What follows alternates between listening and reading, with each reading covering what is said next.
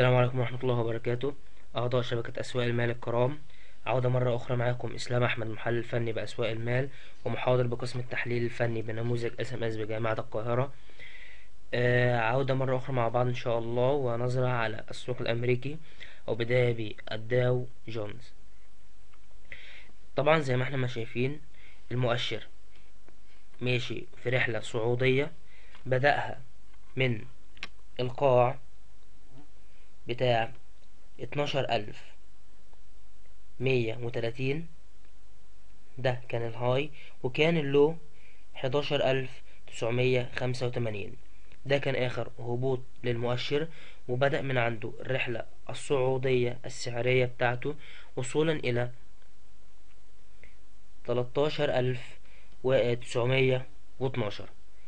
طبعا زي ما احنا ما شايفين المؤشر ماشي في اتجاه صاعد، كسروا الاتجاه الصاعد أو الترند الرئيسي ونزل، عمل اختبار وعمل ترند فرعي اللي هو بالأصفر التاني،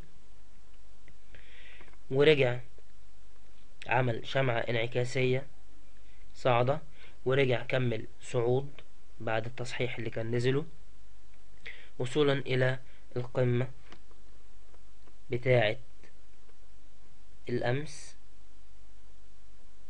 وقمة اليوم بتاعة 13917. طبعا زي ما احنا شايفين المؤشر عمل شمعة انعكاسية على فريم الديلي، على فريم اليوم عمل شمعة بيرش انجلفنج.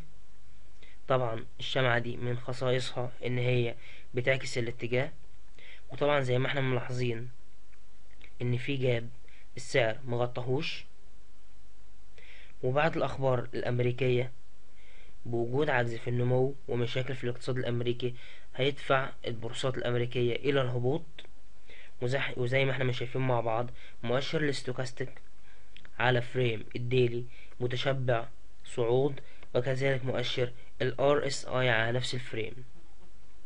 كل دول يدفعوا المؤشر الداو جونز إلى الهبوط مرة أخرى، خاصة بوجود الجاب اللي لسه متغطاش حتى الآن، والتوقع بالهبوط حتى مستوى 12975 لتغطية الجاب واختبار الترند الفرعي مرة أخرى، ومن ثم الارتداد واستكمال رحلة الصعود. وهذا ما يؤكده الستوكاستيك ومؤشر ال RSI على نفس الفريم.